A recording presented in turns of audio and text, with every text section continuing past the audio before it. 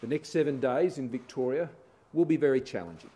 And of course, we are very mindful of the distress and the difficulty that this will impose upon people right across Victoria as a result of what is being described, rightly I think, by the Acting Premier as a circuit-breaking lockdown, and a lockdown for 7 days that hopefully won't go as long as that, as the Acting Premier indicated to me today when we spoke earlier this morning. They'll be reviewing this regularly and the progress that they're making. And I thank him for that engagement we've had over these last few days as we've been working through these issues. This is important, though, not just for across Victoria, but also important nationally, and will demonstrate, I believe again, how well Australia deals not only with the day-to-day issues, but when challenges come, how we respond to those challenges together, work through it together, get it done, and make sure that we can move to reopen Victoria as soon as possible. Right now, the AHPPC, the medical expert panel, is meeting, as you'd expect them to, and that's why Professor Kelly is not here with us today, and he will stand up later this afternoon after that meeting and can provide you with further updates. Right now, every support is being provided to the Victorian Government that they have sought, and that has not only included the additional vaccines, which the Health Minister indicated yesterday. We have 218 ADF personnel who are in Victoria continuing to provide support under Operation COVID Assist, and I've made it very clear to the Premier that any other additional support that he requires, then he will receive, and he's indicated to me that he's seeking nothing further from the Commonwealth at this time. I want to commend the Victorian Government and the Acting Premier for their efforts over recent days in particular, and I especially want to thank the contact tracers in Victoria for the very difficult job that they are engaged in. With so many different points of contact that we have here, being able to work through that information and the many thousands of contacts they're working through, I think they're doing a tremendous job, and I commend them for the job that they are doing, remembering that there are many rings of containment to deal and protect deal with the virus and to protect Australians from the virus. There is, of course, our international borders. There is, of course, the work that is done enforcing those public health orders in the states through the quarantine system or otherwise at Howard Springs. And then there is, of course, the contact tracing regime that has been so effectively used, not just now in Victoria, but in other states that have confronted these exact same challenges, and Australians have been able to come through. So once again, we will come through. And no matter what our success has been to date, that is no guarantee or certainty against a very challenging virus that continues to test not only here in Australia, but all around the world. I particularly want to thank the 40,411 Victorians who yesterday got tested in a record day. I also want to thank the 30,426 Victorians who got vaccinated yesterday. As the Acting Premier said yesterday and again today, there are ample vaccines for those who will come forward and receive those vaccines in Victoria. And our simple message to them is to please come forward and do that. The restrictions allow Victorians to go forward and get those vaccinations, whether it's through the GP networks that are present or otherwise through the state facilities that have been established. What we need to do now is what we've done on every occasion. We just need to focus on working the problem, working the issue, and working together. That's how we've come through on every occasion. That's the way the Commonwealth Government, my government, is addressing this together with the Health Minister and our officials and experts here. And that is the nature of my engagement with the Acting Premier, James Merlino, working closely with him, cooperatively, productively, together to ensure we deal with this latest challenge and to work to ensure that we get Victoria opened up again as soon as possible. Greg. Thanks very much, Prime Minister, and to Dr Omar Khorshid, the head of the AMA. Today's a difficult day for all Victorians, and we recognise that these are highly regrettable but necessary restrictions under the current circumstances. We've been through this before, we'll get through this again, and our task is to support, as we do with each and every state, every time there is a challenge in one of the jurisdictions, to support Victorians now. And on that front, as the Prime Minister has said, the Commonwealth is chairing the AHPPC, or the Medical Expert Panel. We've provided the manifests for over 2,260 flights out of Victoria in recent days. Asymptomatic testing has been triggered. 130,000 additional doses have been allocated for Victoria, with the first 20,000 of those being provided today, in addition to the 71,000 Pfizer doses that are due for delivery tomorrow. The Victorian Aged Care Response Centre has been stood up, and contact tracing through the National Incident Centre has also been offered. As the Prime Minister mentioned, yesterday was a record day for vaccinations. It's simply a sign that Australians are coming forward, and we thank them for that. 111,388 Australians came forward to be vaccinated yesterday, and all up that's 3.9 million Australians who've been vaccinated so far. So that rollout is accelerating as supply has allowed. We have so far been able to provide 666,000 doses to Victoria. We note the comments of the Premier yesterday that there are significant supplies within Victoria, and that's just to the Victorian government, and 853,000 vaccines to primary care sites. Yesterday, just over 30,000 Victorians were vaccinated. In coming days, there are more supplies which will be provided. And then lastly, I want to acknowledge two things, and this was actually why Omar was joining us today.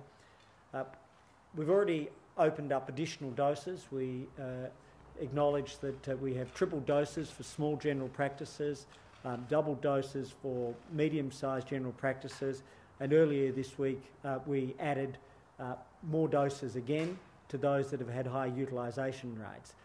Today we're announcing that we are opening up expressions of interest for up to 900 additional general practices to participate in the rollout around Australia.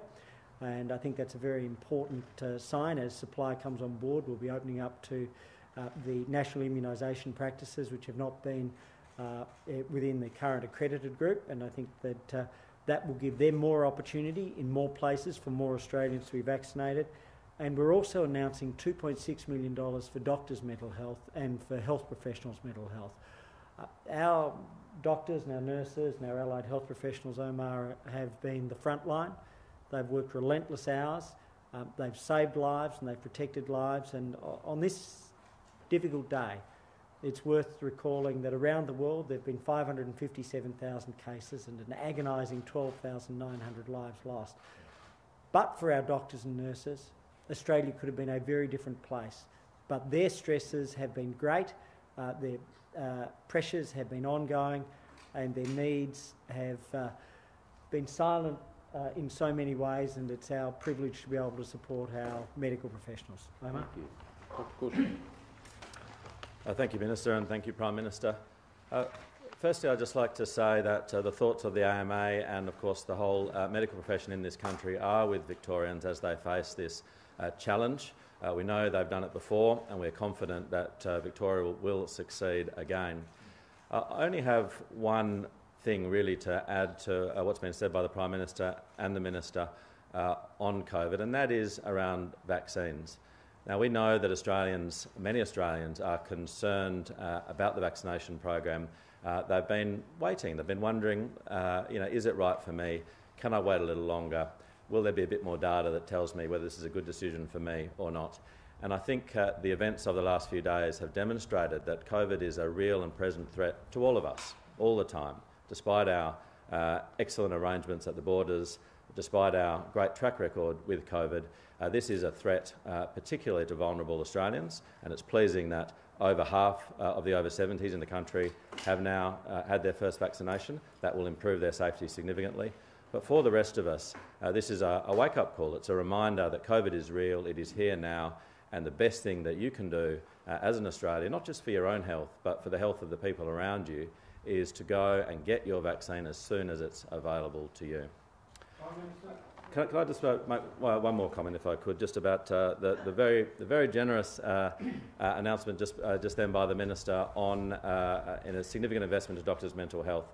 Around $1 million of that will enable the AMA, through its Doctors for Doctors Health Service, to support those frontline doctors who have been at the front line of our response to COVID, and of course work in very difficult circumstances, even without a pandemic present. It will allow us to bring the standard of mental health support to medical practitioners up to the same level around the country, and it's something for which the AMA is very grateful to the government for that support. There's additional support for us to continue our psychology telehealth service, which has been funded so far by government, and a continuation of that funding is also a very significant step, and we are very thankful for that. Prime Minister, is it your view that if the vaccine rollout had been implemented more swiftly, Victoria wouldn't be in the situation it faces now and wouldn't have had to have gone into a lockdown? Well, it's hard to reconcile that with the international experience. When you look at countries around the world which had far worse COVID experiences and, of course, entered into their vaccination program in emergency measures well before Australia, whether that's in Canada, whether it's in France. In particular now what we're seeing in Singapore, then it's hard to marry that with the international experience. But what is important is exactly what Dr Khorshid was just saying, and I have said, and the Health Minister has said, and that this is a further reminder, I think, to Australians about the importance of getting vaccinated. I'm pleased that we're now well over 100,000 now who were vaccinated yesterday, and we want to see that continue. I'm pleased that, particularly in Victoria, more than half of those aged over 70 have been vaccinated, but also right around the country, as I indicated, we'd be able to achieve. We'll be around about 4 million by the end of this week, we expect, but there's still a long way to go. It's important, though, that we understand that there are many rings of containment here that need to operate. One of those rings of containment is in effect right now with the work being done by contact tracers. And what we've all learned through the course of COVID is there is no single one measure that provides any guarantee or certainty here. It requires all of these measures working together, but more importantly, it requires governments to work together patiently and cooperatively, and for Australians to work together to ensure we overcome this latest challenge, because in the COVID world, the challenges will come. We've always been very upfront about that.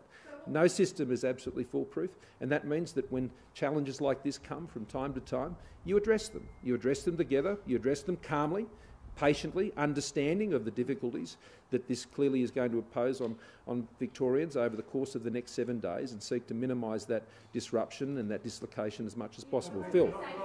On that issue, and notwithstanding what Minister Hunt's just announced, given vaccination now seems to be the only way out of this, the road out of this, is there a need to turbocharge the program? And were you perhaps premature in taking National Cabinet off that war footing that you put on a couple of weeks ago?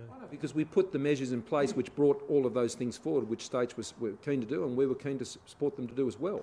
And so, bringing forward the over 50s, which we have done, bringing forward the greater state-based vaccination clinics, which was particularly done in Victoria. When I was in Victoria last week, they were opening a further one of those, and I commended the Victorian state government for doing that, as have other state governments moved to do this. The challenges that the Health Minister in Victoria, and indeed the Acting Premier, noted about the program to date related to the supply issues out of Europe and the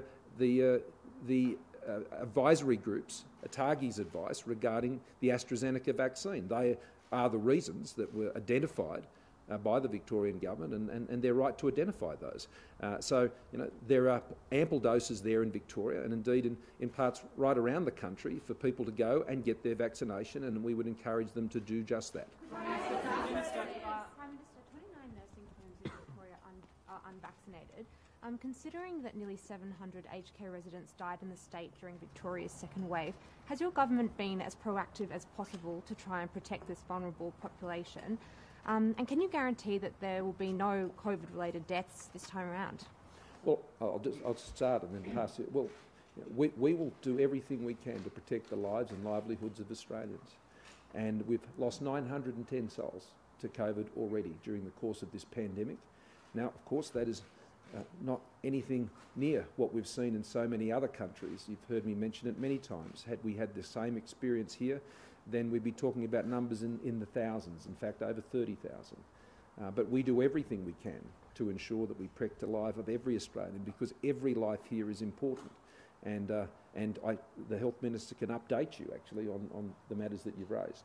So 97% of residential aged care facilities both around Australia and in Victoria have been vaccinated so far. which is an extraordinary effort by all of those that have been doing it.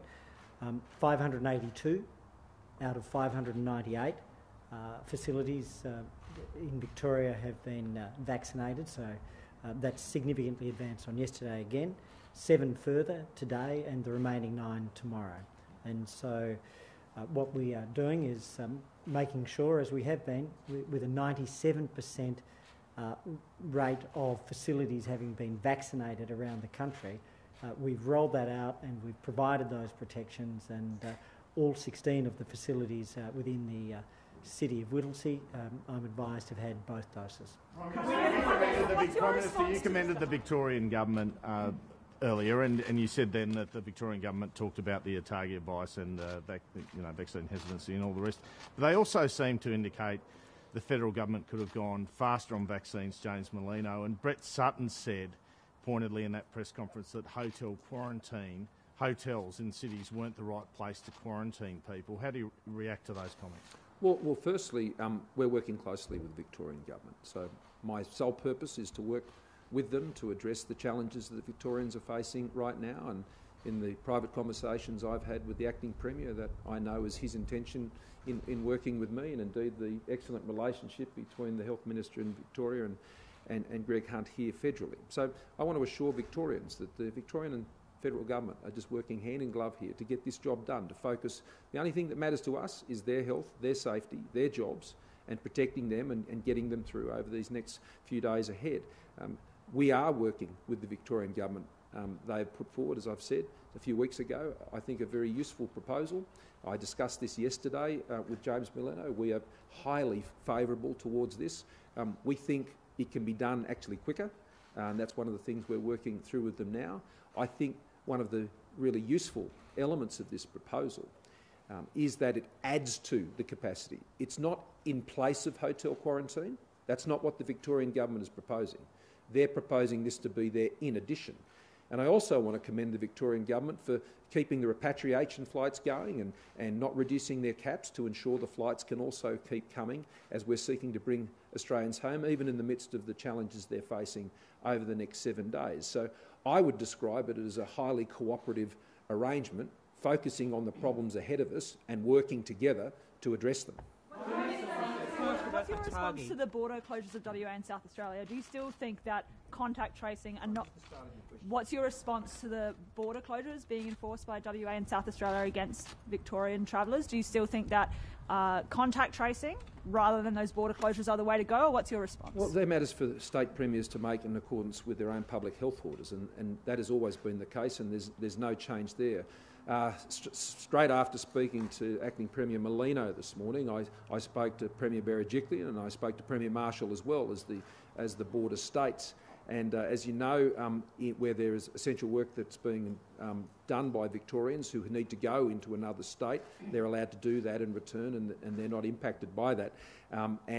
My understanding, well, certainly from Premier Berejiklian, is that that will be enabled also from the New South Wales border side. And so there'd be no need for those border bubble arrangements because people would, where they have to be able to move, and they're moving in accordance with those lockdown arrangements that have been... I haven't finished my answer. Where they're acting in accordance with those arrangements that have been put in place by Victoria, that won't create any impediment on the New South Wales border side. And Premier Marshall has given me similar assurances, but they already have arrangements that enable people for those types of essential employments to be able to move across those borders, so for those purposes. But at the end of the day, this is a federation. The states have their authorities and their powers, and they will make decisions as they see them in the best interests and the health interests of their state and territory. The Minister, could I please ask for an update on Prime Minister, for several weeks now, Pfizer have delivered 350,000 doses, AstraZeneca more than 1 million. Even if you took half of those aside for second doses, the rollout has not hit those kinds of levels, even with 111,000 a day on average. That is not the equivalent of half those doses. What is the hold-up? Is it hesitancy? Is it the ability of GPs to roll out? And can you commit to being more open with the forward planning of when those doses are going to arrive so that communities and businesses can understand when they might expect enough supply in the system to be able to plan for things like a lockdown? Well, just before Greg answers, I can only quote to you back to the Victorian Health Minister today. We've got very good certainty for the next foreseeable period when it comes to those doses, and they are getting up very, very accurate and very regular information on the supply of those doses to the state governments, which is very important because obviously they are a partner in the vaccination program. Correct? Sure. So thanks very much to Claire. Firstly, just to give you the facts in terms of the inventories in Victoria as we speak. We have delivered 666,000 doses to the Victorian Government. I understand the administered figure as of last night was 398,000, and this is why the Premier yesterday made his point that they had significant supplies. Equally, we've provided over 853,000 doses to primary care in Victoria. Then, in terms of the weekly arrivals, we're now receiving approximately 1 million doses of AstraZeneca. I've previously indicated in what will be week 17 of the rollout, they'll be doing line maintenance, which has an impact on the week 17 and 18. So we've provisioned for contingency this week. In terms of the supply, approximately 1 million, almost 1 million doses will be in transit for the course of this week, for next week, and that means that we have 2.7 million in contingency, which allows for both second doses, but also the fact that there'll be a rundown in contingency in coming weeks. Forward plan for Pfizer, approximately 350,000 doses a week are arriving at the moment. They've boosted it up for this month. Next month is approximately 300,000 doses. And then over the July, August, September quarter, we will have the equivalent of 600,000 a week. Those specific weekly amounts have not yet been confirmed, so it's a quarterly figure. Then that again is replicated in the last quarter of the year with an additional 20 million on top of that. Minister, you mentioned again today the need to work together closely with the premiers, which you mentioned on April 12 when you put National Cabinet on that operational footing or war footing, as Phil said, to meet twice a week. Since then it met 1 week twice and has met 4 times, not 12 in the past 6 weeks. What's happened to National Cabinet? Well, at the last meeting we all agreed that there was not the need to continue that sort of tempo. We met first twice a week, then we went to once a week, and they believe we agreed that we could then return to our usual schedule, and we'll meet again at the end of on Friday week. And if we need to meet sooner than that, then we will. We talk to each other quite regularly, particularly here. This is a matter that requires the Victorian Government and the Commonwealth Government be working closely together. But we got through so much in that first week, Mark. We were able to bring that plan together so quickly and then focus on implementing it in the weekly meetings afterwards, that was doing the job. I mean, we don't hold meetings for the sake of it. We hold meetings to get things done. We were getting things done, and we continue to get things done together. Premiers talking together about the border closures and what's happening in Victoria and whether it's necessary to close borders? What occurs is the AHPPC, the medical expert panel, they are meeting now. And they're the chief health officers of all the states and territories, and they're working through that medical advice, and that is what is being relayed back to the premiers. But the premiers have long had a position, which has come as no surprise to anyone here, that they retain full autonomy about what they do in terms of border closures. They are solely decisions for those state premiers and chief ministers. There is no authority at a Commonwealth level to take them down any different path, and so we work together. We work off the same information base through the medical expert panel, and then they all make decisions that they believe are in the best health interests and economic interests of their state or territory. On a target. Last question. Will this outbreak shock people, Australians, out of a sense of complacency with COVID-19? And is the government planning to speed up, to ramp up an ad campaign because of what seems like a real palpable sense of hesitancy in Victoria, around the country? Well, I am pleased that the numbers each week have been growing and growing and growing. It wasn't that long ago we were talking about weekly vaccinations of around 350,000. Now we're talking about well over 500,000. And that will continue to build in the weeks and months ahead, and particularly when that's supported by the additional supplies that are coming through from Pfizer, which is the next big jump that we will be able to see in seeing those vaccination rates elevate in the weeks and months ahead as we move towards the end of this year. There is no doubt, though, as I've moved around the country, that while it is wonderful and enviable around the world that Australians can live like we are living here in this country, notwithstanding the very significant difficulties Victorians will face over the course of the next 7 days, that way of living can, of course, lead to some hesitancy when it comes to coming forward on those vaccines. These events, I think, will set out, I think, very clearly that this is an insidious virus. It hasn't gone anywhere. It's not giving up. It continues to attack wherever it can and wherever it will, and it continues to be as dangerous, and I would argue even more dangerous today than it was a year ago, because what we are seeing now is as the virus has ravaged the developed world, it is now ravaging the developing world. And with that and the multitude of cases that we can continue to expect to see in places, as we already see in India, and as you know, we took some very strong decisions on India to protect Australians, and we will continue to see this occurring in the developing world. This week I've spoken with the Prime Minister of Vietnam. We had this very conversation and supporting them with additional vaccines over the course of the second half of this year. I was speaking to the Prime Minister of the Solomon Islands yesterday, and the support we're giving to them on vaccines, as well as the Prime Minister once again of Papua New Guinea. This virus will continue to see different strains emerge, and it means that we will continue to combat this. So our urgings to all Australians, it doesn't, whether you're in Victoria, Western Australia, up in far north Queensland, I'm sure Dr. Korshut would agree. Our simple message to you is the vaccines are there, make a booking, talk to your doctor, please get vaccinated. Thanks very much, everyone.